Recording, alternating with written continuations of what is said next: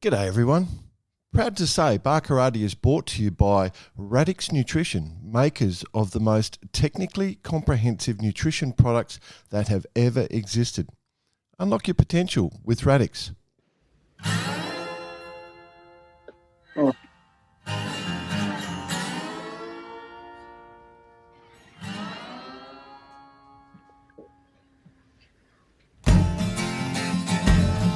G'day listeners. Welcome to Barkarati, the Sailing Podcast. My name's Jordan Spencer. It's that time of the week where we get to hang out with some really cool sailors. But of course, I have to share the mic with my two idiot mates. First off, let's welcome Mr. Brett Perry. Greetings, Exalted One. How are you, BP? Yeah, good. Hey, it's good to hear that song when the audio actually works. I'm actually in the room sitting next to the guitar that recorded that song, believe it or not. But your guitars are getting famous now. Did we see yours winning a bloody one of those TV Not winning, music no. competitions? It was the judges' turnaround where they turn around and select the singer. Your Portuguese guitar was on the TV. Is that right? Yeah, The Voice Portugal. The Voice Portugal. Somebody stole your guitar from your room up there. I love it. It. Well, you could say stole it. Let's just say it was given to this young lad who's a friend of a friend, and he's gone on the Voice, and he's won. He's got through to the next stage. And he was playing my guitar. There you go. I did like how our guests were just bumping their heads along to the music as well, BP. It was infectious. Yeah, well. Let's bring in the other bloke. Probably the most played song on the internet. True. Mr. Nick Bice? Always knew you'd be famous for something, BP. Yeah, well, owning a guitar on the Voice is being played by someone on The Voice in Portugal. No, back on dry land. Welcome. I know during last step we spoke about maybe trying to go live, but I must admit we had a bit of a staunch off to not go online whilst on board. Right. Because, with these young guys these days, they're bloody on their apps doing all sorts of stuff. Young Will swiped right about 1,000 times as he going back downwind to get to the fleet. Was he looking in Cherbourg for something in particular? Well, it wasn't in Cherbourg. It was the middle of the Irish Sea. Yeah, that's right. No, it doesn't work like that, mate. Hookups in the middle of the race. I love it. No, flyer in. No. Yeah, that was a bummer. We tried. For all the listeners, we 100% tried. I called a few times. Yeah, no, it was, comms down. Had a yacht race to try and win, which we didn't win. Fair enough. 700 mile up, Windward Lord. All good. Yeah, I can think of better things. Yeah, but we'll chat about that more in the hot time and a few other things. But, good to be back on dry land, back in the UK, just for a swift day and then to the US tomorrow. All happening. Oh, yeah? Yeah. Well, yeah. Okay. So Cool. Well, let's bring in our guests because they're being very patient. We got plural guests here today. We got a team. We got two of them. I'm excited. Are you boys excited? I have a good relationship with these two. I enjoy their company. Our first guest was selected for the Youth World Champs, which is great. That's coming back for Australia. I think both of these would say that. Won the World Champs in the junior class in 4 to 20s, was the co-helm of the Australian America's Cup women's team. The other guest is a Youth World Champion, Australian Female Sailor of the Year in 2017, New South Wales Female Sailor of the Year multiple times. And both of them sailed together on the 49er FX. They didn't get to go to the last Olympics. They had a great Worlds just before those Olympics, and they're looking really strong at the moment. So we wanted to get them on and give them a chat and pass on a reverse curse so that these guys can smash it and be unbeatable going forward. Oh, and how are we going, by the way? The reverse curse. Mate, the reverse curse just dominated the Admiral's Cup in the end. Welcome. Let's get them on before we go off on about us. Welcome, Laura Harding and Annie Wilmot. It's great to have you both on the show. Thanks, great to be here. Finally, it started after all that rabble. Oh, sorry. Can finally giggle. I've been holding it in, you see. Yeah, it's been tough. Let me tell you, boys, the last time I saw these two, I was hanging out with these two. We were on a boat in the middle of Sydney Harbour, and there was 2 TV presenters on the boat. One was the most handsome. He was probably considered the most handsome carpenter in the world, and Rob the Builder. And these two had those boys wrapped around their little fingers, is all I'll say. Does anything go further from that little chat? Oh, not quite. It was pretty funny though, because we didn't actually know who they were. So I was like, oh, I kind of recognize the curly haired one. Ended up being Rob. And then Jordan goes, oh yeah, and Tom, surely you've seen him on Dancing with the Stars quite a few years ago. Yeah. Yeah, Tom. Jordan is a big fan of those sorts of shows. So he's a reality show connoisseur. Anytime there's a show on, he actually puts these interviews on around the reality shows. Yeah. Makes sense. Never once, 0. But anyway, no, that was hilarious. Like, you guys were just jabbering away, and then I started showing photos of Tom in his younger days when he was on the Dance with the Stars, and you guys go, oh, hello. Anyway, there was so much energy that day, that's for sure. It was good fun. So much energy for you guys as well. Like, we chat a bit, and you guys are always super positive, and it's a lot of fun. Just when I see your names pop up, how do you stay so enthusiastic? You guys are doing some hard yards to get to where you want to go, aren't you? Like, you're working hard. This is almost like a loaded question. I think it's kind of one of those things where if you don't make it fun, then you're kind of going to lose yourself along the way. So yeah, I think having fun together is a big importance for us, for sure. Yeah, it's one of the main reasons why we started sailing together. Was we both wanted to stay on the water, and we both love sailing, so ended up training for a whole year before actually committing to campaigning together. So yeah, it's definitely the foundation of it all. But you have your tough moments and your hard days, but along the way, yeah, you just got to keep it entertaining, make each other laugh. It's a good model. Yeah, we find that. Yeah, we still don't know what we're going to do when we grow up. So it's a good combo. When you find out, let us know. Yeah. I might be a builder or a dancer. Let's have a little bit of fun here. I'll start with Annie first. Getting into sailing, is there anyone in your family that was into sailing beforehand, or have was sailing something you just decided to do? Yeah, just a few people in my family are into sailing. Yeah.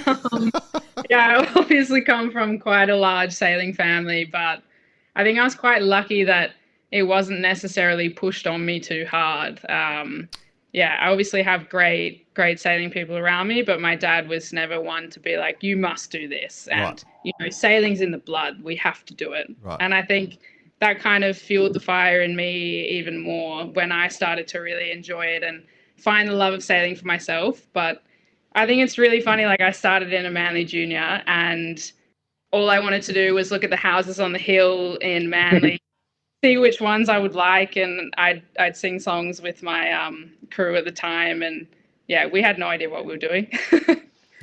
And now here I am. There you are. But we should say, obviously, your dad's Bobby Wilmot. You got Jamie Wilmot in the family, Hugh Trahan, and all the younger generation, and it's just an amazing family of success in our sport of sailing. So whilst you didn't have a choice, you did have a choice. You didn't. And Laura, for you, it's almost the same. Like you were just sent out there with. I think you were Blair Gowrie, weren't you? Down at Blair Gowrie and thrown out there on the boat with your brother, and off you went. Yeah. So I have a twin brother. So we learned how to sail at the same time, and an older sister. So we're all kind of in the shallows in our little minnows for quite a while, learning how to get around by ourselves with Dad standing in the water. And then the love for the racing kind of blossomed once I actually learned how to race and stopped being as scared of the water. Because a little fun fact, I'm a little bit scared of deep water. Right. Yeah. So that was fun as a junior kid, capsizing, and they had everyone, you had lessons where they'd make you capsize, Yep. and I refused to capsize. I was very good at avoiding it until one of my coaches at the time, he just came up next to me and just flipped my boat. He was like, "Have fun, off you go. You got to capsize and learn how to get it back up." There you go. Good work.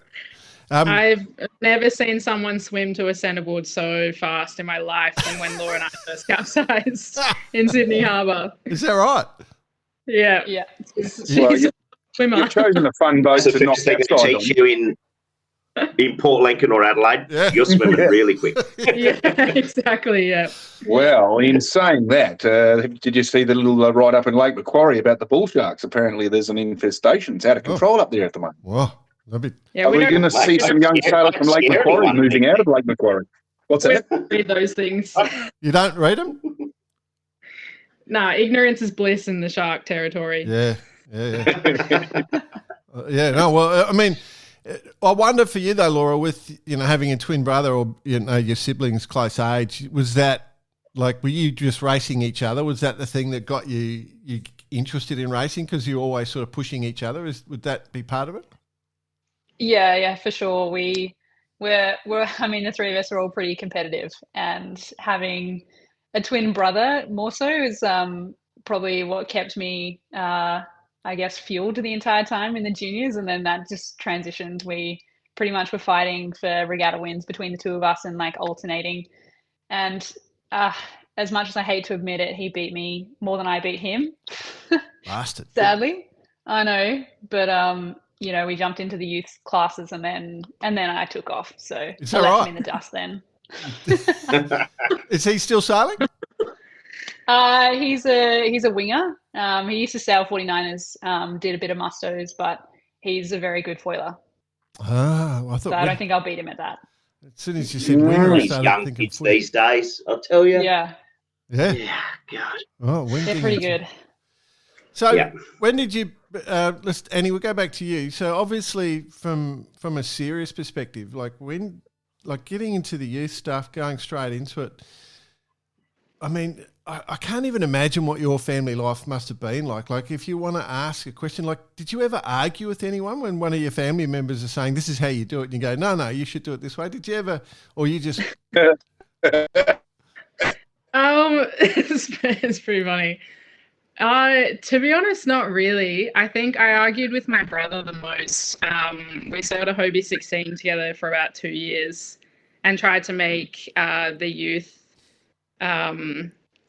youth worlds in the cats, and didn't quite get there. And that was before I jumped into 29er. But to be honest, like, I don't think I quite understood how good everyone in my family was at sailing. Everyone's quite humble, at least around me. And I didn't even know my dad went to the Olympics until maybe like 10 years ago. So it's just, I don't know, my family, like, it's one of those things that they're really great sailors, but no one's too pushy with each other. So yeah, I'm definitely starting to ask for help a lot more and really utilize everyone's experience, but never had too many problems with arguments yet. I actually remember those Hobies. I think you did a nationals up at Mooloolaba. You were sailing, I reckon. Yeah, I think so. Yeah, and your dad was floating around, and we were going out for a little session on a SB20, and I said to your old man, "Do you want to come out?" And he was, Yep. So we're out there watching you race. I remember that. I can't remember how long ago it was, but I do remember doing that. So, and hanging out. Yeah. They were good fun. Yeah. All right. So you two, like, is it going all right for you two sailing together? It's going really good. Oh, go on, just put him on the spot. Yeah. Yeah, I mean, we've definitely had we had a bit of a whirlwind for the Paris campaign. We did a little bit of training at the end of the Tokyo quad when the games got postponed, and then it was kind of all guns blazing for the Paris quad. Well, the three-year quad.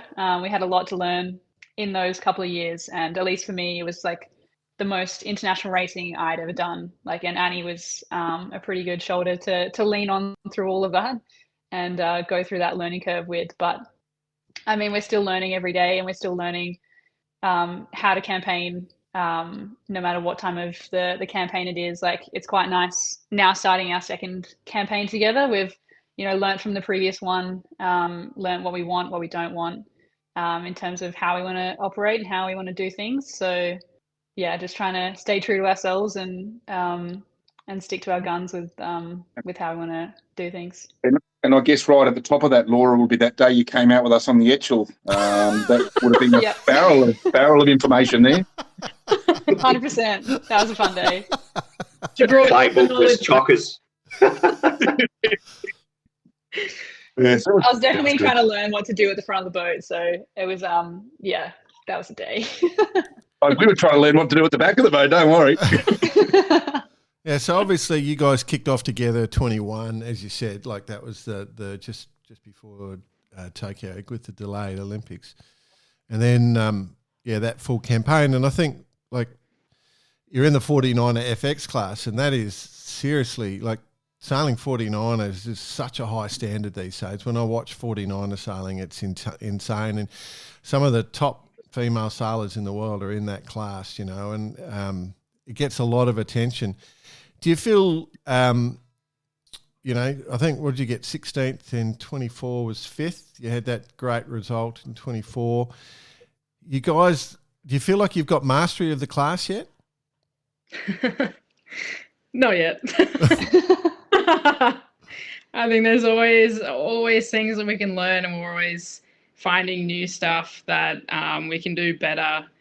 And always progressing. I think the fleet itself has progressed so much since 2013 when the FX started. And you can really tell, like, there's still people floating around like Saskia Tidy who have been in the class since the beginning, and you can really tell how much the class has evolved. And I think no one's quite mastered it yet. I think there's a lot more that the females have to offer in the FX for sure. It's a pretty cool class, it's great watching. It's a good one for that. I'm interested from your perspective. When I first saw you guys, I think you were with Emmett. Emmett Lazic was coaching you guys, and Emmett's a real technical guy and into a lot of detail. And there's obviously lots of different coaches you've gone through. How does that work in your training program? Who's coaching you at the moment, and what's the different things that you get out of these different coaches? Yeah, I mean, everyone has their strengths and weaknesses. At the start, we had Emmett, and that was it was pretty different for me jumping into the Australian sailing world at that time. He had a lot of experience, and obviously a lot of experience from Nathan Goobs throughout their success. And he was full of knowledge. And then into the Paris quad, we started up with Victor Paya, the Spanish FX coach for the Tokyo quad. So at the start, his English wasn't amazing, so it was quite hard to communicate, and he didn't quite get our slang, so we had to slowly dribble that into the learnings for him. But no, should have got him to listen to Barkarati. Just to teach him real English. He would have struggled, but he's pretty good now. But it was cool because he also was coaching us for the youth and the women's AC last year. So it was cool to be in like a different environment and different boats. So we're all learning at the same time as well. It's a hard thing, when you look at building a program, like you guys, talented sailors, right? When you're out there, you're trying to get to the very, very, very top of the game, and understanding that difference between, the 1 or 2% gains to micro gains, and that sort of level of detail and intensity that you have to put in. And that at this very top level, you have to be doing it better than anybody else on the planet. Like, if you want to be the gold medalist, you have to do something better than everyone else. And I wonder how you build your program. I wonder how you sort of break that down, and, if you're harsh on yourselves or you're relaxed about it, is there a pathway that you've got that works? I It's a good question. Bloody long. Have you ever noticed Jordan has done a bit of coaching before? Yeah. I think, like, obviously when you look at a quad, you kind of break it down into your goals that you want for each year. And like by that Olympic year, you want to be firing on all cylinders. And then you kind of work backwards each year and set out what it is that you want to achieve in training and in racing. I think, yeah, we work a lot with each other and a lot with the coach to figure out what those areas are that we can improve on, how we can improve on them, and when. And I think, yeah, there's so much in sailing that's in your control and so much that's out of your control. So it's quite hard to balance both. And I think in terms of the 1%ers and stuff, definitely as a crew, you can get quite fixated on the little things, especially in maneuvers. Like you might go out one day and do 10 jibes and you can pick something out of all of them that you've did wrong. And you're like, well, we did 10 jibes really good yesterday, so why are we not doing 10 jibes really good today? But I think keeping that consistency is the main thing, and always building on top of that. And is that a mindset thing or just time on the water, you think? Like, I'm guessing there's never enough time on the water. Yeah, you lose time pretty quickly in a campaign, that's for sure. Yeah. I think it's both. I think you definitely have to have the right mindset and being able to switch it on and off, training versus racing. It's something I had to learn quite early on, that in racing it doesn't matter if we've done 5 shitty tacks if, we didn't get off the start line very well. And being able to bring the right sort of information and criticism at the right time. But yeah, definitely can't get enough training time, that's for sure. Yeah, I'd say in that area we complement each other quite well. Like, yeah, as Annie said, she's into the details of things, and I'm more like take a step back, bigger picture, racing mindset. And I think it's good. We pull each other in both directions and try and balance that all the time so we can get the best out of each other. Yeah, for sure. It is quite funny how different you can both be talented sailors, but you've got to be there has to be a blend. Sometimes you'll sail with someone and they're equally talented, but you just don't blend. And that's one of the secrets, is that understanding each other and that ability to blend together.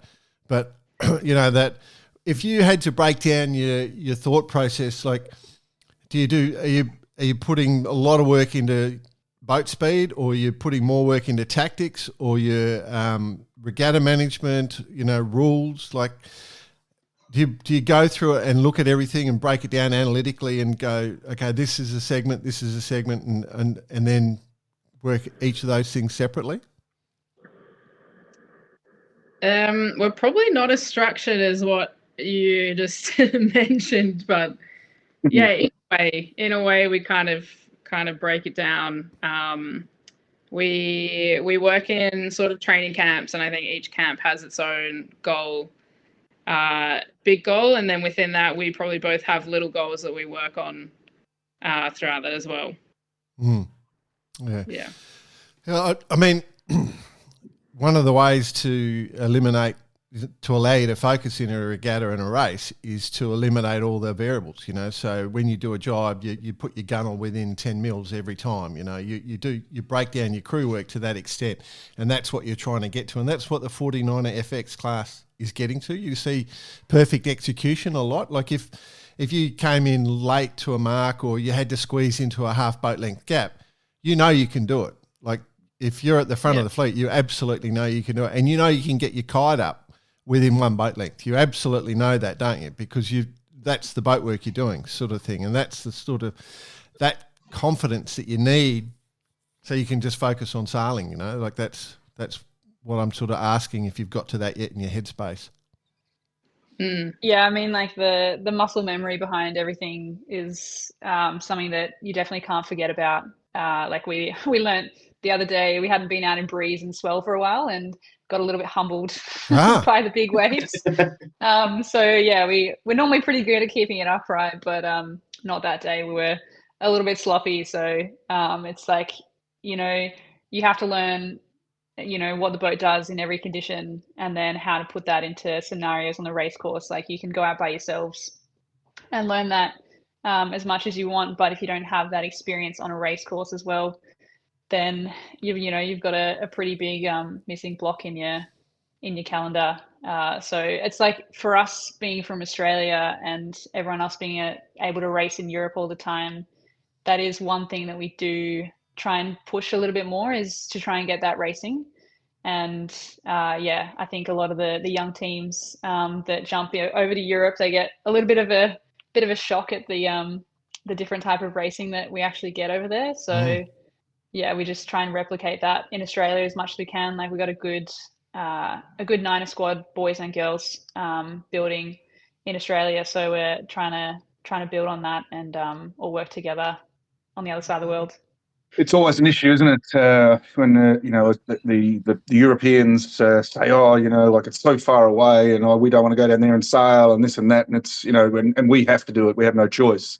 It's a big thing for Australians to get over there and sail. And is it something that you would see leading into the Olympics? You'll end up sort of putting a solid year or two over there, relatively full time. I mean, when you spend a lot of time over there, you can get a little fixated on things. So I think it's more so being efficient with your time there, rather than spending 8 months of the year like leading up to the games to get that racing. I mean, it's different for this cycle because it'll be in LA, so it means everyone else is going to have to travel too. But it's I guess a bit of a trade-off when you're all into one thing. And you get a little fixated, it also can put some blinders on as well. How come they just had the LA regatta? How come the Australian team only sent single-handers over, didn't we? Yeah, I mean, it's pretty easy to charter a laser or an Ilka because they're everywhere. Yeah. That was the main reason why we only sent single-handers. Copy. Gear. Yeah. Okay. Right.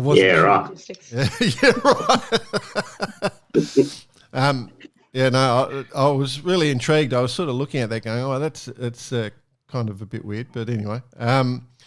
What are you interested, like with LA? Like, have you got that sort of the weather and all that, the conditions there worked out yet? Have you been doing any research on LA at all? Yeah, we've been doing a little bit. Lucky for me, my dad did do an Olympics there. So that's quite handy. Once you found out he did an Olympics, you asked which one. So that's pretty handy. But it did get announced, I think maybe 2 weeks ago, that they've moved our sailing venue from Long Beach to San Pedro. So that kind of changes a little bit, but not too much. It's all... Most of our sailing, I think, will be out of the breakwall, and should be quite simple, to be honest. Yeah, I mean, there's a lot of different sort of variables over on that coast because obviously all that cold water coming down the coast sort of can change things a bit. So it's quite an interesting bit of water to sail on. I'll be intrigued as to what your dad does say, like what it was like, because his memory's probably going, because that was a long time ago, that Olympics. Come on, it wasn't that long ago. It was 40 years ago. You probably remember like it was yesterday, Jordan. I remember Chris Tiller went. I remember, and I remember a bit of that one, but I don't remember it like yesterday, you cheeky bastard. 1984, wasn't it? Yeah. Yeah, we can't give away our secrets too early about what we know about LA, so we'll hold those cards for now. Yeah. Okay, fair enough, and absolutely. So, what about with Pagey coming in to take over running Australian sailing? Do you reckon that will be beneficial for the Australian sailing team? Yeah, he definitely brings a pretty unique perspective that I think they haven't really had in a while. And look, I'm excited to see what he can do and to see how he leads Australian sailing. He's a really good guy. He has the best interests of Australian sailing whether it's, the small yacht clubs or whether it's high performance. So I'm excited. Yeah, that's very So cool. what's that actually mean? Like with him coming in, I'm guessing there's probably a bit of other personnel changes along the way. And as far as the structure for the next few years leading into LA, what's it look like for you guys now? Not much changes for us, to be honest, in that space. I think we're still seeing who's staying and who's going in terms of the Australian sailing team management and what all that looks like. But yeah, for us, it's just business as usual, keep ticking along and chipping away, getting our things done. So if you get to 28 and you focus and like you can make it the team and you get the spot, would you guys hang on to 32 because it's like in Australia? Big question. It is a big question. Sorry. Jesus, I mean, 7 years away. Oh. When you put it that way, there's a lot of things that can happen, but I feel like a home Olympics would be quite hard to steer away from. 100%. Early Beach too. Like you could go up to early race week next week and just scope out the course. Just get the eye in, you reckon? Yeah, well, we're we actually are. Hamilton Island to do a nice little regatta there, so we'll keep you updated with how that goes. Yeah. Yeah, well, just plenty of tide, I'm sure. Yeah, plenty of tide. You'll work that one That's out. what we've heard. Plenty of rum, plenty of tide. We'll stay away from one. Yeah, that tide's a killer. Dear. Yeah, so when you pull your program together, like doing the regattas, each year do you change locations, like, or they're the key ones you want to go to because everyone's going to those ones? Yeah, I mean the regatta choice does depend on how many people are going to be there. Right. It also, like, some years the Worlds will be in some pretty strange locations, and a lot of the European fleet won't want to travel there because it's logistically difficult. But yeah, we definitely try and increase the fleet size to try and maximize our time over there. But yeah, it's pretty standard. Like the start of the year will always be the Princesa Sofia in Palma, and then French Olympic Week in Hierz, and then the rest of the year changes quite a lot. Depending on who's hosting and when they want to put it on. They're trying to create that series now, aren't they? Well, I've forgotten what they called it, the World Series. Sailing Grand Slam. The Grand Slam, which is those two, and then the LA one, and there's another one, I think. I can't remember. But so will that be the program, basically? Take out the Grand Slam? Yeah, it's probably a good side goal to have to try and increase some consistency in our results. And I mean, hopefully it'll encourage people to travel a little bit more and put the time into getting to those regattas so we can have a good solid fleet for every event. So fingers crossed. All right, well, what about other sailing? Like, do you guys get to do much other sailing? Because I kind of know you do. So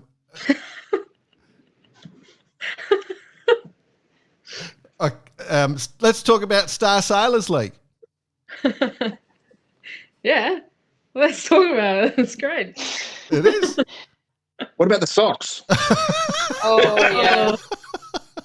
The socks. So Annie was actually part of...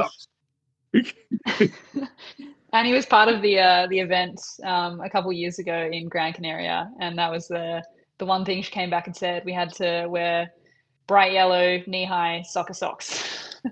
It's unbelievable. It's kind of funny, isn't it? Could you when we go sailing, we sort of get crew gear, we get jackets, and we get shorts, and we get t-shirts, and now we're going to be getting socks. How cool is that? Yeah. We recently just did a training camp in Grandson, Switzerland last month, and yeah, first day we had the big long socks on, and then the second day one of the guys said, "Hey, I actually ordered some socks. They're shorter. Let's see how they go, because if we like them, we should tack over to that." And they're so much better. The one good thing I will say about the socks is the way you drop hike on those boats. The the socks do keep your legs quite nice and neck free, but yeah, but it does also give some bad tan lines. Yeah, and a hell of it. Yeah, the tan lines are huge. Yeah, yeah. Laura came I up. think also socks are an issue with Crocs. They are. So, Annie, what were you going to say, Laura? What were you going to burn, Laura, or what? Laura came off the boat the first day with the best tan line of the long shorts and the and that gap in the middle just fully burnt. Just the knees.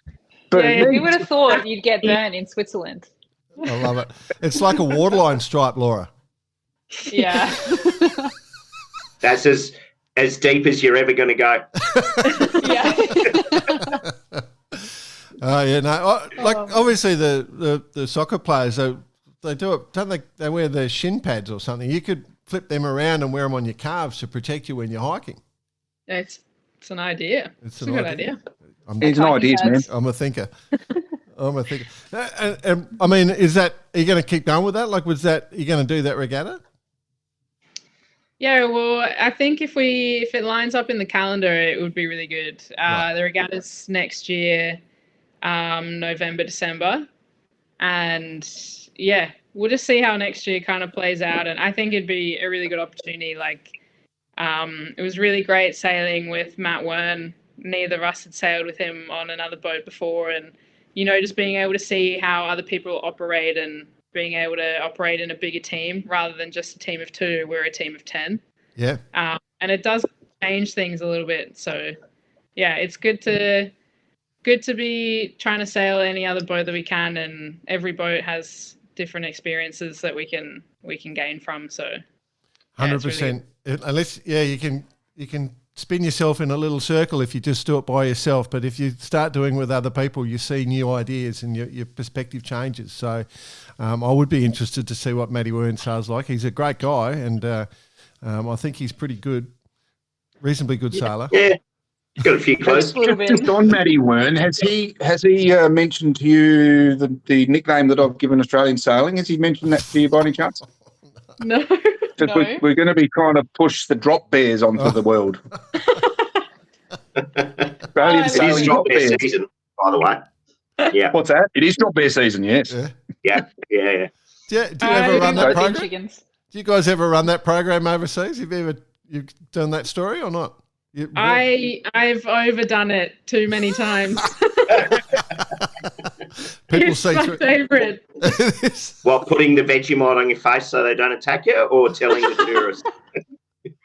No, I'll add that one in. That's good. Have you never told that is a good one, yeah. No, well, it works. You got to put the Vegemite. You put that Vegemite on your face, nothing comes near you. Or no one. Yeah. Yeah. Awesome. It is a cool thing. So do we know what the rest of the team will be? Like, is that fixed yet or for next year, or is it just open and there was a bit of a training session? No, it's still up in the air. Matt Wern he'll skipper the boat, so he'll be on the wheel. And yeah, beyond that, we'll just see how it goes. Yeah. See what a golden team we can pull together. Have you guys, with all the travel you get to do and stuff like that now, have you got a favourite sailing venue at the moment? Ooh. Whenever that question gets asked, I'm always stumped. My default's always Palma, even though it's a little bit cold that time of year in March and the start of April. Yeah. It's too cool not to say it. You get sea breeze and some swell, and you get some offshore shifty. You're racing near the castle sometimes as well. So, yeah, can't really beat that. Yeah, I think Palma and Garda are the two sort of ones that pop up quite often for most people, I think. I wish we could have more 49er regattas in Lake Garda, though. Try and make that happen. Yeah, why not? Okay, well, we'll sort that out. Yeah. I spent the day with the... It's plenty of fall froth in Garda, so we just need a 49er froth, for sure. Yeah. I did spend the day with a young Dylan Clark yesterday, and he's a Port Lincoln boy, so South Australia, and we were having this exact conversation, the best places in the world to sail, and he was adamant Port Lincoln is the best place in the world to sail. And I was arguing second best. Well, I was Second best. arguing. We don't want to. Yeah, second best. But I was arguing with Port Vincent. We were fighting over 2 spots in South Australia that are not that far apart, and they're just sailing paradise. It's bizarre. Yeah, but the sharks. Oh, the sharks. Yeah, you just don't go in the water. Pretty easy. Only go up to your knees. Yeah. Don't capsize. Oh, actually, this is one for you, Annie. Like with Laura steering, how often is she going off the back of the boat? How is she doing a burling? Not very often. No? She clings onto the boat pretty hard. It's skipper definitely goes down with the ship, that's for sure. Sometimes I go down with the ship a little bit too hard and collect some bruises along the way. Is that right? Yeah. I just wonder how often you run off the back, because there's not much behind you. You know, at least with Annie, she gets to bump into you. But we've seen the best go off the back, so I'm just intrigued how often it happens for you guys. She's pretty good at finding a way to stay on board.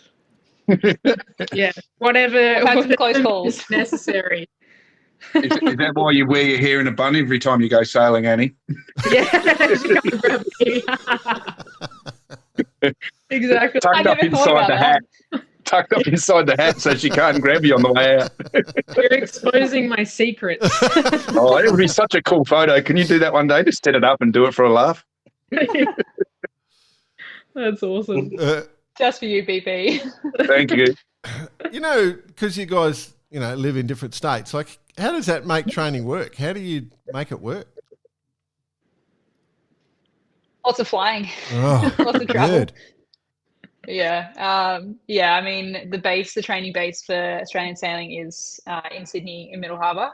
So we do spend a lot of time there. It's a pretty good facility and it makes training quite easy. Like the harbour is a pretty cool place to train, and you can get kind of anything. You can go offshore, get some big waves. You can stay inside, get some tide, get some chop. But yeah, we try and mix up the training locations a little bit as well.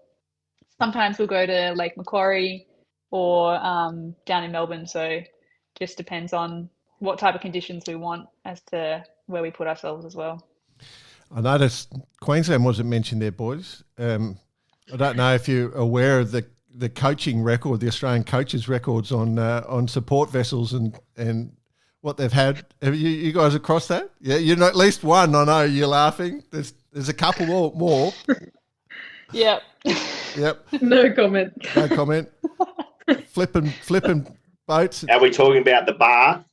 Of course. Oh, at Mooloolaba, there's been a flip, and then on the Gold Coast, on the wall, I think. But anyway, I was only talking about that yesterday. I was just thinking, and so Queensland's out of the program now, as far as I understand. But obviously, with Airlie coming, with sailing up at Airlie, you'll be up there for sure. That'd be great. Yeah, we actually love Mooloolaba. We spent quite a lot of time there, and the waves that we get in Mooloolaba are awesome. But it's the world's longest wave there. You just and Jay's all over that one. It is pretty scary though. Even just trying to get in and out in a 49er without a coach boat. So yeah, you have to time it right, that's for sure. Yeah, well, there's a big swell setting up. I reckon in a day or two we'll be having a good one. It's been really good lately. It's been dredged. But there's quite a nice swell, low pressure starting to wind up at the moment, so it could be on. Well, I can tell you what it's like here right now. It's on its way. I can tell you that much. Yeah, definitely building up. Yeah, and if it wasn't the sailing for you guys, if you'd done another sport? You're both sporty people, so if it had been another sport, what would it have been for you guys? Annie, no choice. Annie's one's pretty clear. Well, Annie's got a family contract here that she actually can't. Yeah.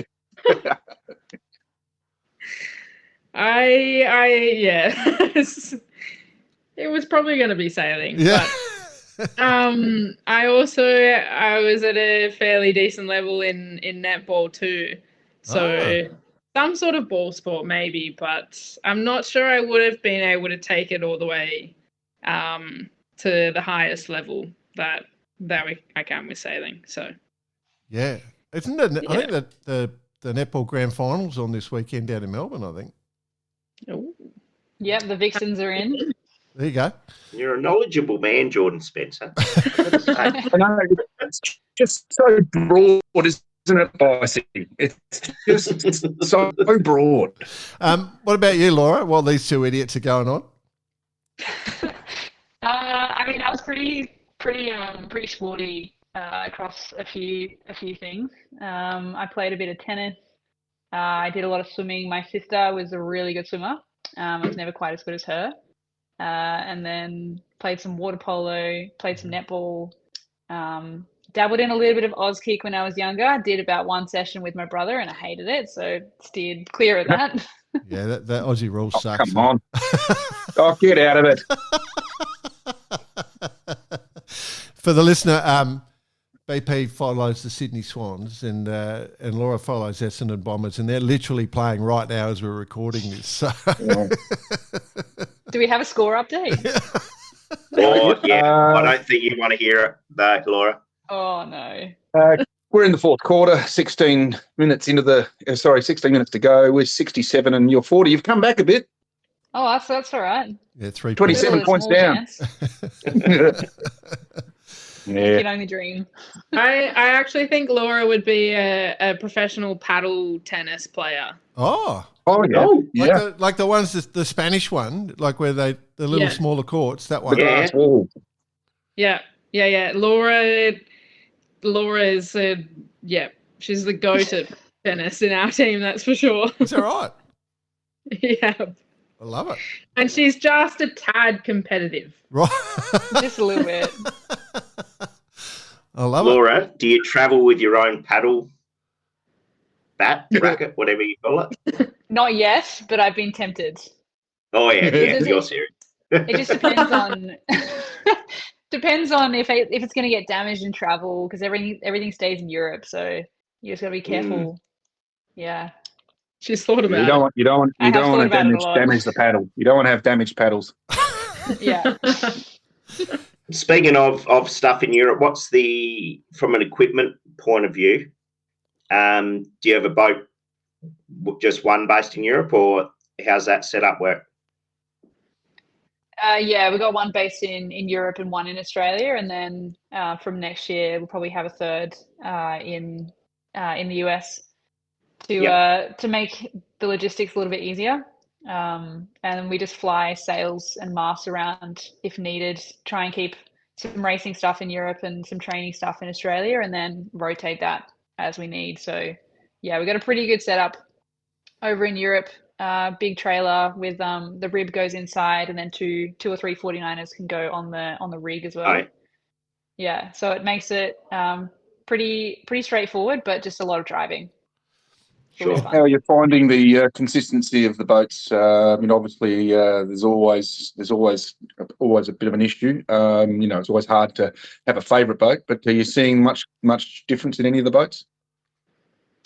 There's still a few differences, but the consistencies have definitely gotten a lot better over the years. And yeah, at least the two boats that we have now are pretty consistent, which is good. So we're happy. I can actually vouch for they've gotten better over the years. Yep. Yeah. Yeah. What about, like all the gear stuff, the technology, right? This rig development and with the masts and sails, everything sort of wonders on that class. But I mean, are there sails more wonders on, or do you guys get into really good harnesses? Do you do a lot of development, just making sure you're comfortable for long days out there? How serious do you get into all that sort of stuff? Oh, I mean, the consistency around the equipment is still also settling in once we had a pretty big change for the Paris quad. So we had a new mast manufacturer and moved from Mylar to 3DI sails at North. And we're also changing kite material for this quad. So we'll see how that goes. And yeah, I mean, it's always evolving, and there were talks about changing equipment a little bit more for this quad. Everyone wanted to try and decrease the sail size, and yeah, it would have been a little bit hectic to try and fit into these 3 years now. So yeah, everything's kind of settled out. Do you reckon the boat would be better with the smaller sail size? Like, is that the right call? To be honest, like, not really sure. They've done a lot of like procedures to test whether it would be good or not. It's just because we use the boys' hull, like it was made for the full rig. They were thinking of potentially even decreasing the hull size for the girls, so then that way the heavier teams would sink in the water a little bit earlier. And yeah, there's a lot of theories and a lot of ideas being thrown around, and I'm sure we'll have some change over the next 2 quads, but trying to do that the right way as well. Do you guys have a strength, like when like, is it windy, or if it's rough, or if it's flat and light? Like, do you see certain conditions and go, okay, this is our conditions? Or do you want to keep that to yourself? Yeah, it might be another secret. I think we can tell you that we like the extremes. So like when it's really light or when it's really windy, I think the boat handling in those 2 conditions completely opposite, but very important. And I think, we kind of enjoy those conditions. Yep. What about the tuning guide for, like, is there any similarities between the blokes setup and the women's setup, or you're running completely different sort of tuning guides? They seem to be pretty different numbers wise. I think the theory behind it all is all the same. Okay. But yeah, you can't really take an FX tuning guide and put it on a 49er. I don't think it'll work the same way. No. That's for sure. I just wondered if there was any sort of correlation. But what about, like, can you change things like batten stiffness and stuff like that? Can you play with that at all? So the mains all come with battens that you can take in and out. So if you have 10 mains, you can swap the battens around and try and find something that you like. The jibs all come with battens stitched in, so you can't touch them. But yeah, it's all kind of based on, you get what you get, and however you use that to your advantage is how you make it work. Oh. But they're meant to be one design, but there's definitely differences in everything. That was the point I was alluding to earlier. That there's obviously, you get yourself a favourite sail, you get yourself a favourite set of battens and a favourite boat, and I want this one there. Yeah, it is pretty tricky when you start having multiples of equipment, and we kind of get stuck sometimes, like, how many masts are we trying to fly at one time, and then if we send it to Europe, when are we going to bring it back? And it all gets quite complicated and logistical, that's for sure.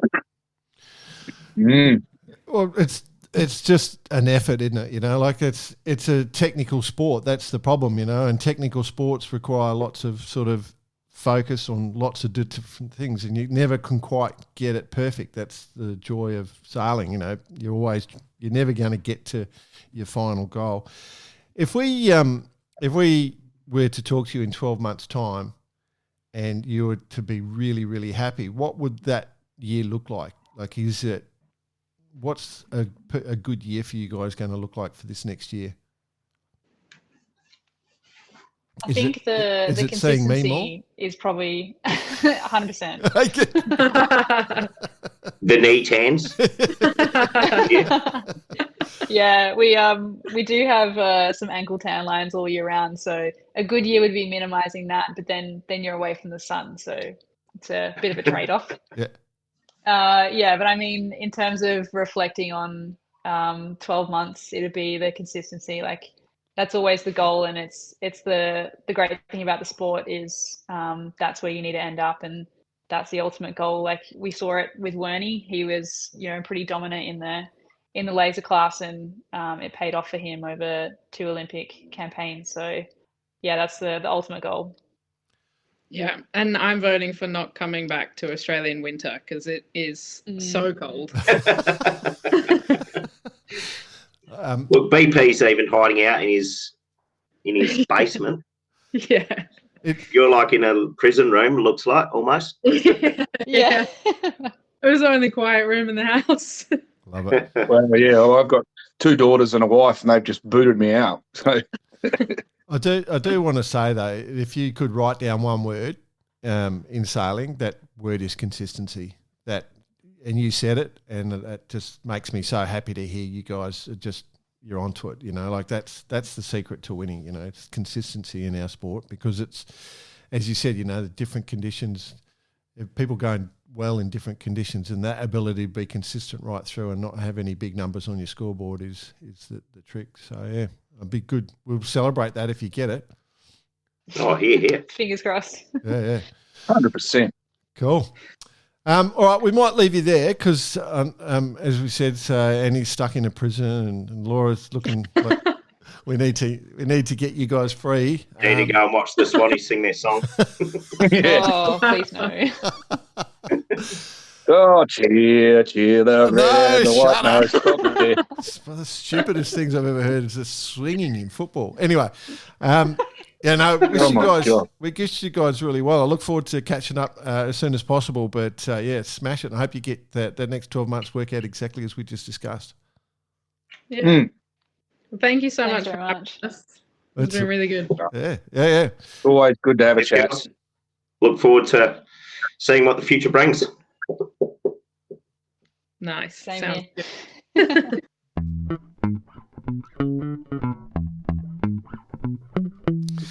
Got a lot of time for those two. I did love the fact that they said consistency at the end. That is, that's if you're coaching sailors, you do want to hear that. But got a lot of time for them. Really hope it's right up your alley, isn't it, Mr. Consistency?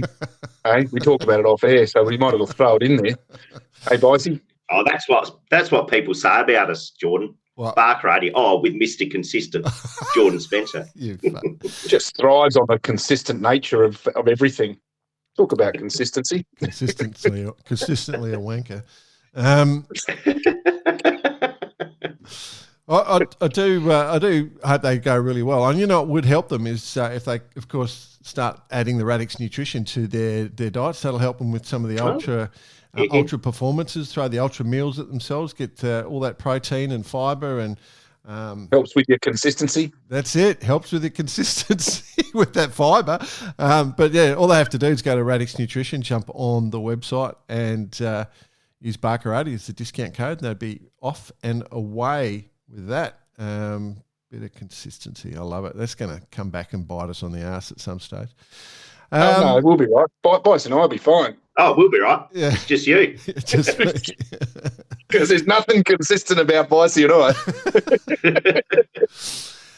Events coming up, obviously next week. The big one is Airlie Beach Race Week. I think we're into the program of the all the Whitsunday race weeks, and Airlie is the first one that's off and away, and it's a great one. It's a fantastic event run by the Whitsunday Sailing Club. So for those overseas, this is where the 32 Olympic waters are. So that's where, if you can see any footage or photos from it, that's where the Olympics will be. It is going to be a fantastic event. I think they get like 6,000 people go up for it and stuff like that. Oh, it is a wild week. Obviously, the lead into the Hamilton Island race week, but the Airlie Beach, I think, is the sailors. It's the sailors regatta, isn't it, Bossy? I agree. Oh, I was going to say you would have cut your teeth up there back in the day, BP, with a couple of regattas. Done a few, my friend. Done a few. The beauty of it is obviously they have the big tent down out the front of the Whitsundays Sailing Club there, and they have live music there every night. And it's a bit of a different theme to across the way over on Hamilton Island. A bit more sort of earthy, double bungers and shorts, So yeah, bit loosey, you reckon? A little bit loosey. Yeah. Yeah, as I said, it's the sailors' regatta. Yeah. Less of the beautiful people. It is, and obviously spectator boats, and it's just all sorts of different classes and plenty going on. So great sailing. The Caribbean of Australia, as they say. Yeah, it's pretty cool. So if you you do get a chance. Best of luck to everyone competing as well. I hope that you get a great regatta. Kicks off, as I said, 7th race. First day of racing's the 8th, over the weekend, and going on from there. That's the major one that's coming up. Of course, it's that time to recognise our listener of the week, Jack Lloyd, listener of the week, in remembrance of our great mate Jack Lloyd, and thanks to Vycobi for sponsoring the monthly listener of the month. A couple of $100 worth of Vycobi gear. Our mate Jody, who won last month, did the full plug on his Facebook. Did you see that, boys?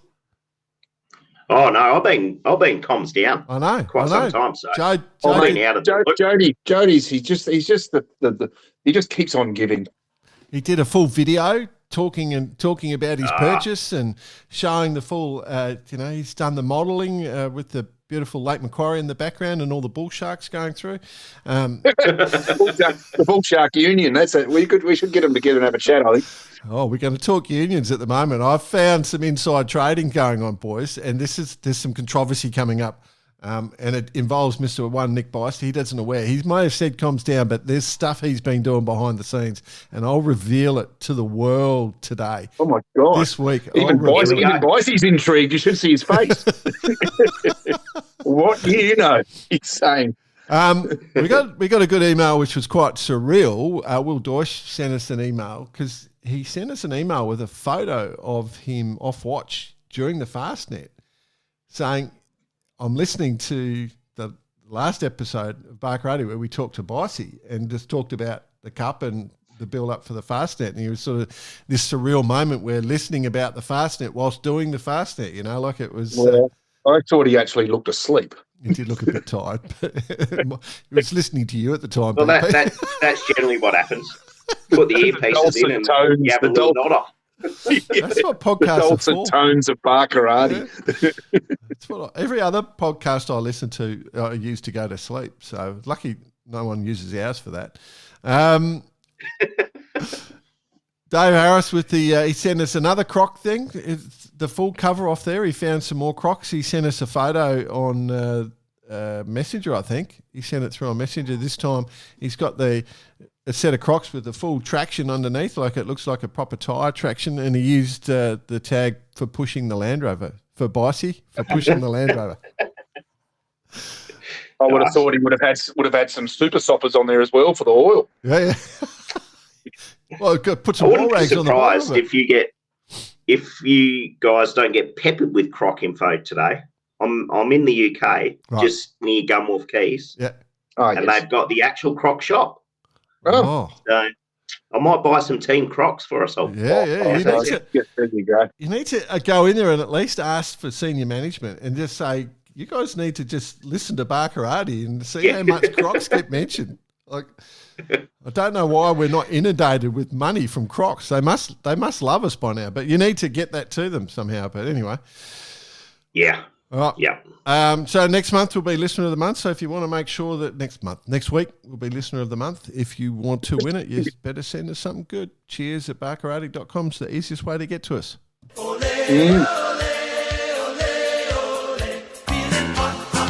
It's hot time with Bice. Came on to watch the other day and the boys were just singing this. Yeah. Really? Wow. I bet that got the old tracksuit fucking running, eh? Well, unfortunately, I wasn't in my tracksuit, so I tried ripping my wet weather pants off. Didn't go so well for me. I will tell you. I don't think we caught that on film, but a quick shout out actually to Sarah, wife of Skipper John, our social media manager for Final. She's did some good job, and I'm sure there's quite a few videos and things out there that'll just start leaking out at some point. I'm sure there will be. I was sitting down with one Mr. Harry Fisher yesterday, and he did say, like, you're needing any more voice overs done at all, because he was quite proud of that. He's quite proud of that. Oh, yeah. Well, it's the top of his CV. It's the absolute top of his CV. Worldwide. He's definitely worldwide. On the Tiny Fish website, you can go in the right-hand corner and press it, and there it is. There it is. Voiceover work. by one Harry Fisher. What do you got, boss? What else has been going on, boys? Well, where do I what start? should we start with, Admiral's Cup or Fastnet? Admiral's Cup. Let's get we need to. I think we need to acknowledge how many people had the reverse curse on those top boats in the Admiral's Cup. Like it was Monaco. Like if Monaco doesn't ring us up and give us like keys to the city, I would be shocked. Or a Ferrari, sure, no worries. We could do with one of them as well. Yeah. There's three. We have to have three of them. Start at the top. The Jolt team took our AC1. But how's this for a score? Like first, so just a reminder, the scoring system was double points for the first blue offshore, then it was single points for the inshore stuff, and then triple points for the Fastnet. So Jolt finish it off on 40 points. Reverse curse, Stacey Jackson. Zen, second, 41 points. Reverse curse, Shane. Okay. And then third, it was Django on 42. Fourth, Johnny Herbman.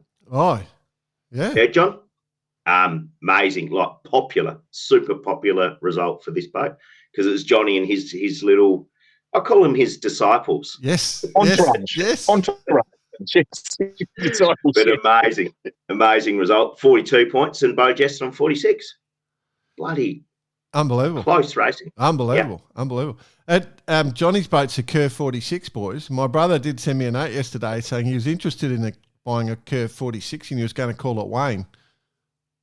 Yeah, well, that's quite original. Oh, sorry. Jordan's brother. I think that was BP's joke originally, wasn't it? No, that's Anne. No, Anne. Oh, that's right. Got to call the boat Anne. Yeah.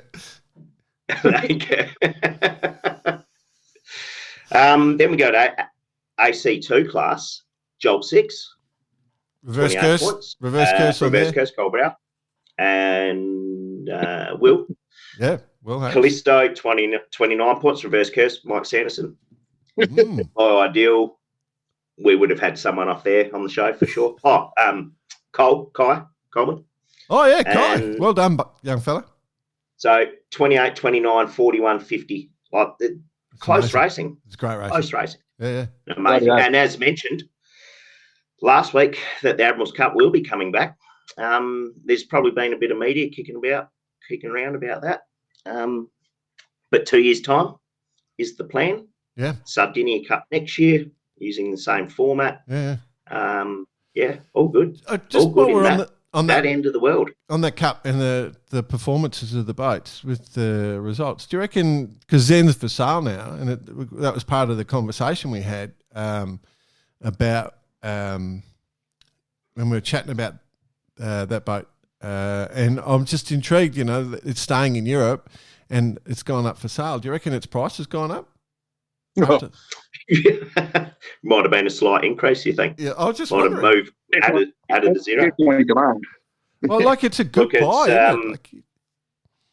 Yeah, good buy. The boat's fast, super quick, and that would line up to put some good teams together for this type of racing for the future. Do you reckon Nico's price has gone up at all? I don't think it had to matter at this regatta. Everyone's price went up. Everyone's price went up, yeah. All the people with reverse curses, their prices are right through the roof. It's proved over and over again. It's amazing. Maybe we should take a percentage. That'll work. That's what we need to start thinking about. Yeah. Anyway. But overall, amazing event. It was a bit of squeeze some of the inshore just to get that last bit of inshore stuff in. Yeah. It happened. And it was done, and it's all races were run and won. And then the Fastnet, 350 miles upwind, 350 miles downwind. Was it fun?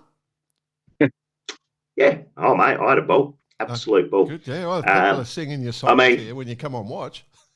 What's worse than 20 knots upwind, 30 knots upwind? Gladly wasn't 30, but if you kept reminding yourself, actually wasn't so bad. But it could have been way worse. Put it that way, compared to what's happened the last two editions. It was actually quite benign, I'd say, in that regard. But tactically, like especially the downwind, that was full noise in regards to everyone being fully on their toes. And the last 12 hours, what was it? Yeah, we finished ahead of Rand by I just checked, 14 seconds. Wow. And then 2 minutes or something to teasing machine. Django was 4 minutes ahead of, so it was just super close. And there was this glamour shot. We've just come around the point to head into Cherbourg. Would have been 30 spinnakers behind us. Wow. All coming down with the summer high. It was pretty iconic. There'll be plenty of stuff coming out about that. When you ran around Fastnet Rock and you turned back down, like, was it just like a minefield of boats you had to dodge? Going like there was... Well, you'd think that when you look at the tracker. Yeah.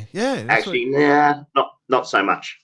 Because the Irish Sea's bloody big for 300 boats. Yeah. Put it that way. Yeah. Well, fishing boats are a bit of a minefield.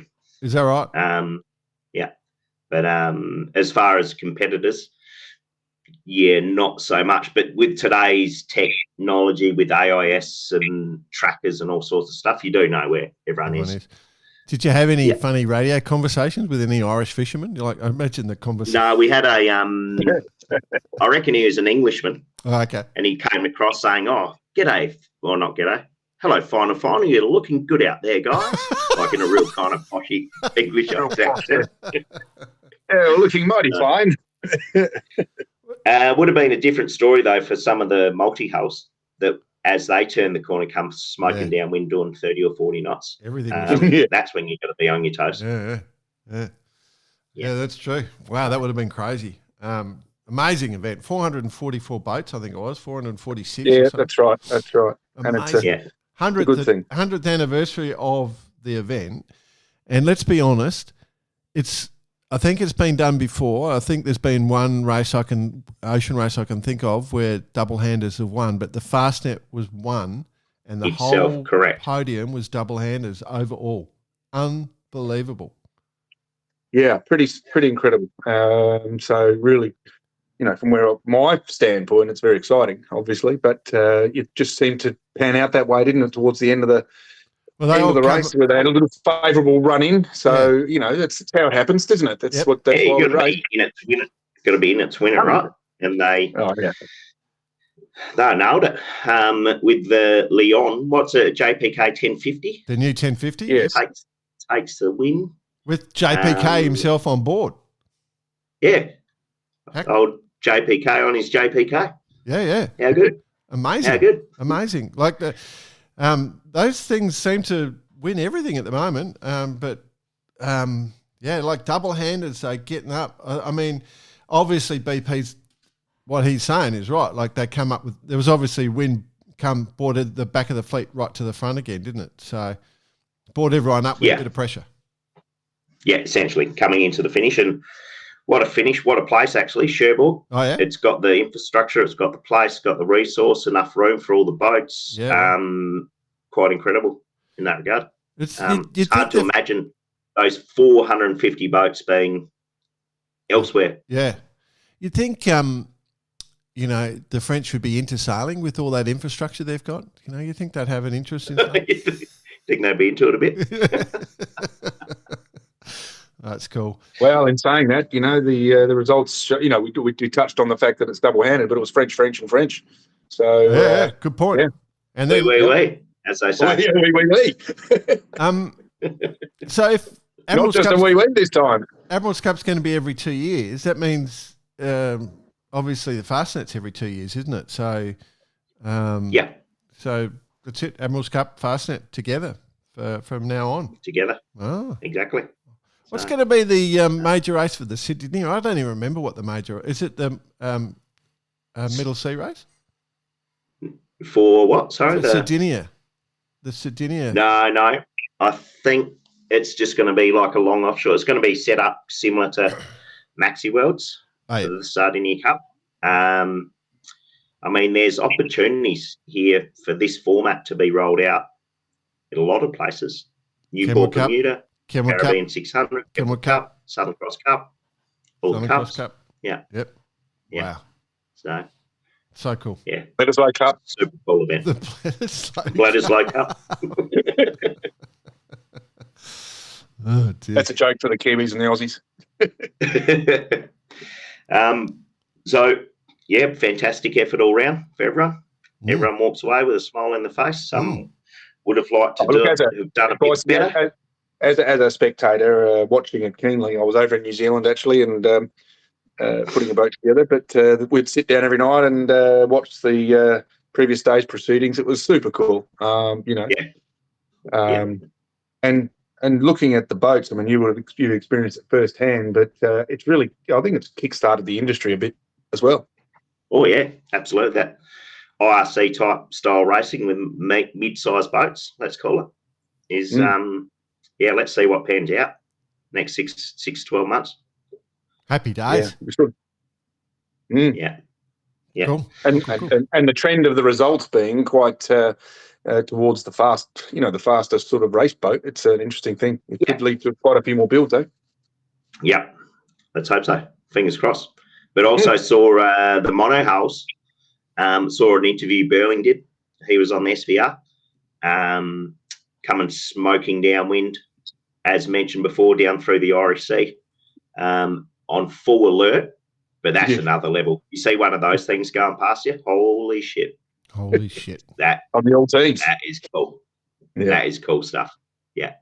You think you see the Argo or the Zulu, the Mod 70s near you, you're like, oh, they're pretty cool. Then you see one of these things, holy shit. Yeah. Next level. Amazing. Big gear. Wow. Yeah. It is crazy. Tick the box. It's done. It's dusted. Great week. Great couple of weeks of spectator sport and well done to all those involved. Sailing was the winner. Yeah. Sailing's the winner. Absolutely. Speaking of sailing, Jordan Spencer, you did a bit of commentary over the weekend. Oh, I did. I did the start of the Gold Coast to Mackay, which is and what a start it was. Was it? I was sort of in a little powerboat, just bouncing around, trying to do everything at once. But it went pretty good, huh? There was some stuff happening. I tell you, there was some stuff happening. So Mackay, Gold Coast is in Queensland. It's at the bottom, the southeast part of Queensland, just near Brisbane. It's about 2 hours drive south from where I live, and so we had the Sydney to Gold Coast, and then Gold Coast to Mackay. Mackay takes you basically right up into the middle, just short of the Whitsunday Islands, effectively.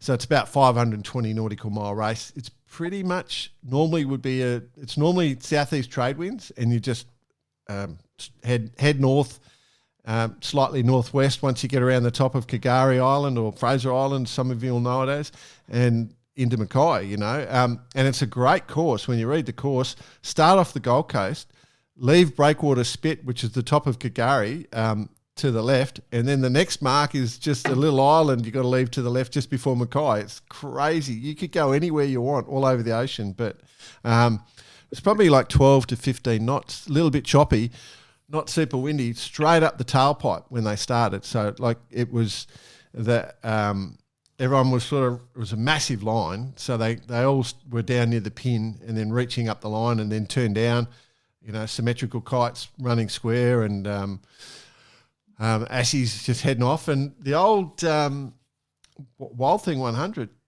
she nailed the start, absolutely nailed it, and was just smoking out of there. I think Koa, the TP52, TP52. She got a great start. Steve McConaughey jumped onto that. She had a sort of average Sydney to Gold Coast, but and Macca won on the TP he was on. And he's jumped onto that one. Smuggler. Yeah, that's right. He dominated on Smuggler, and he's just jumped onto this thing, and she's smoking all the way up there at the moment. They're still racing, nearly there. Breaking news, just seen now that Wild Thing has damaged their leeward rudder. Oh, okay. So another wow. Yeah. So boats watertight, still racing. And they'll still get to the finish, but there's a chance that the Koa or the V5 or maybe Antipodes is, they're all sort of pushing. They take them on. Yep, the 72. So they've got a way to go The still. Santa Cruz 72, yeah. Well, it's downhill. Those things like going downhill. It didn't look too bad off the start line. Well, that's what they were designed for. Yeah, it didn't look too bad going off the start line. It seemed to be quite nice. But the fleet, it's sort of, it's not the usual conditions. It's like there's a big low setting up. Haven't seen it like this before, have we, Bicey? Never seen it like this. Big, strong westerly. There was a little bit of a transition zone straight after the start. Big, strong westerly, massive East Coast current running until they got around the top of Kagari. So there's plenty on. In terms of IRC, other news. So just before the start on Wedgetail, some poor dude on Wedgetails, it was quite choppy and bouncy. It was like really hard to hold your feet. Some poor dude's come down and I think it's dislocated his hip. So they've got him off onto a rescue boat. And they started 5 minutes late. So hopefully he's all right. But Mayfair, the TP52 Mayfair boys. Now, this is the controversy. Now, listeners, this is what I'm worried about. We've talked in the past about unions, all the Sunfish. Well, union. we had a chat about this last night at the Palace as well. We've got a bit of a theory, but go on. Mayfair kited up, started smoking along just off the seaway. And stopped. And bang, into a whale. The mast has just folded forward, straight over the bow and down. And I am just wondering, the people have mentioned it. Have you done a deal with the whale union, boss? Well, I've built a partnership with a rudder manufacturer. Yeah. We've got all the union involved, the Sunfish, the orcas. Yeah, the orcas. And then, of course, the humpbacks. Yeah. I mean, they're a great ambassador for our project. Yeah. And they always keep helping us out. Would have been That's the only way I can afford these 3 pairs of Crocs. Yeah. Yeah, so Mayfair, the guys were looking really pumped actually before the start. They were really pumped, and I've got to say they were. I didn't get to see them afterwards, but I don't know if anyone was injured, but definitely saw the. It was a pretty hot topic last night at the Palace. How many whales there actually are now, considering so many. 30, 40 years ago they were nearly extinct as far as we were told. So many whales. It's almost becoming dangerous, and things need to be looked at. Well, I think some sort of way to spot them. The whales are like rabbits, mate. They just dump big loads of sperm in the water and everyone gets pregnant, I think is how it works. Everyone? I think. Have you just read that out of a technical document? Because I believe that's how.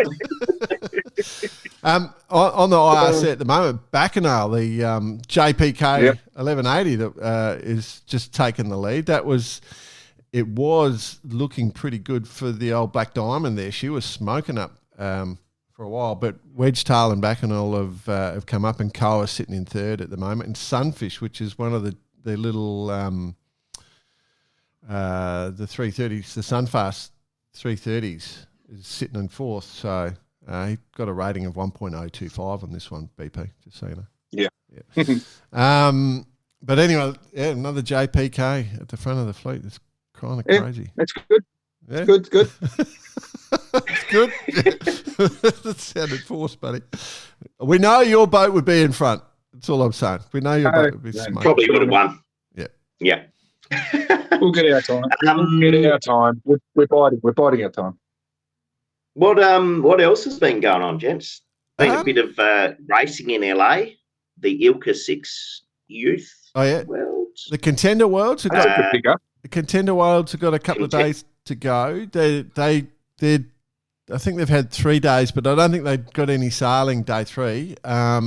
At the moment, Antonio Lambertini's leading that. Max Billerbeck from Germany in second, and then Graham Wilcox, the British sailor, in third. So the Aussies not quite there at the moment, but a couple of more days to go on that one. Yep. I do know the RS Aeros.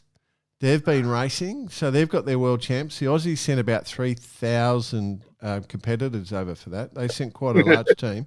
To Aeros. To the RS Aeros, yeah. And so, because they got the 9, the 7, the 6. They're kind of like the Ilkas, they got a heap of different classes. But the greatest sailing performance of the year is happening at that event. And I do want to highlight that. I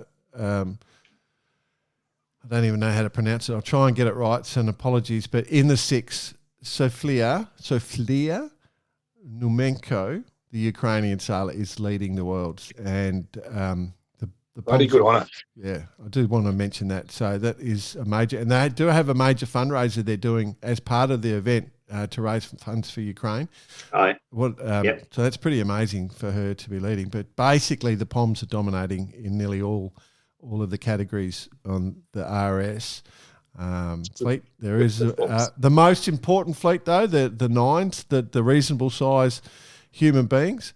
Babby O'Flower from Canada is in the lead, just in front of Nick Craig. Now, I think Nick Craig's the old, he's the OK sailor, I reckon. Okay, yeah. I think he's the guy. Is he the guy that just won the Taser Worlds? BP, do you remember? Sorry, I missed that one. No, didn't see. Oh, okay. Anyway, but it's normally a Pommy domination. But in the big ones in the 9s, that's what I wanted to mention, the 9s, because that's where the real sailing's done. What going by? Sorry, I spoke over you, buddy. No. So the Ilka 6 youth men's class. This is just what I found a little bit interesting. Oh, yeah. In 1st and 2nd, you've got Italians. 4th and 5th, you've got Spanish. 6th and 7th, Turkish. Training partners. 11th and 12th, Greece. Training partners. So all training partners, yeah. Yeah, cool. It is. Yep, super cool. 130 odd boats. There's a little more mixed up. The Netherlands with Feline Van Eert winning the women's. At this point, shout out to Chloe Turner, Jim Turner's daughter, who's competing over there now. Just sailed with him in the Fastnet, but shout out to them. And then there's how many? 81 competitors. Thriving. Yep. Sailing's just winning on all fronts, boys. There is one we have to mention, boss. There is one thing we do have to mention. The IQ Foil World Champs just been. Oh, yes. Yes. Work through it. Under 19 women, congratulations to Italy's Medea Falcioni. She's taken the win. Didn't have a great start to the grand final, but jumped up and got the win. The under 19 men's category, it was a big battle, but it was won by Australia's Rory Meehan from Royal Queensland Yacht Squadron. On your Rory, winning. On your Roars. He had to go work hard for that. Raw dog, just sending it. Oh, the raw dog. The raw dog. I just wanted to give him a heads up. But yeah, I'm super happy for him. But it was very, very cool. So having that win, I think that was pretty cool. So Queensland boy. Well done. Yeah. In the under 17 girls, that was crazy. Where I think it's French lass, Thea Liborn Gibetti. She was out of the finals. She was like, oh boy, what are we going to do with him? I love it. So what was that? What was the name again? Thea Liborn Gibetti. Oh, beautiful. Oh, that's fluent. It's like the French president has just entered my room. I think she was 10th, so was out of the finals, but there was didn't get a spot in the finals, but then there was a medical thing for a couple of the competitors, so she got bumped up to 8th spot and into the final and went right through and actually ended up winning. So that's a big play. Got to be in it to win it. Yeah. And never give up. Just never give up. Yeah. And then the Dutch bloke, the young Dutch kid Merlin Boesvik, dominated in his final. So yeah, I just wanted to mention the IQs because bloody good work, lads. We're being a little biased in that one, but I just did want to mention the IQs. What else you got, Mr. Bias? No, that's me. Boys, let's mention, off to the, where am I going now? The Safe Harbour again at Newport, Rhode Island. Oh. We're breaking out the Maximus again. Oh, yeah. So, piano player, opera singer, all the relevant parties will be all on board, ready to go. And that's next week's adventure. You're just all over the place, mate. Well, be nice to just be at home in your own bed at some point in time, but that'll come. Extremely I can relate to all that, mate. Don't you go worrying about that. I can relate to it all. Anyway, I'm very concerned about how we're going to get a show to air in October and November. The amount of travel I've got lined up. So I'd hate to be you, Mr. Bice. Yeah, good luck in September as well. Is what I'm saying. Oh, dear. Anyway, looks like I'm just going to have to take up the Mr. Consistency role, am I? I guess so. Thanks everyone for listening. Appreciate that. I hope the show is enjoyable for you. Yeah, good on you. Good on you, boys and girls. Boys and girls. Remember, cheers@barkarati.com if you want to communicate in any way with us. You've got a chance to win some fabulous Vycobi gear. Of course, if you do want to do that and your peak performance, make sure you jump onto Radix Nutrition and use Barkarati Such a pro. as a discount code. Have a fantastic week. If you want to buy a Land Rover Defender, then you're a freaking idiot. No. Sorry, where'd that come from? Yeah, that was a good one. Have a great week. Thanks for listening. I do want to say to one of our favourite members of the Barkarati family, Mr. Kyle Langford, congratulations, mate. Enjoy married life. Just to have the best possible wedding, and thinking of you, buddy. Nice.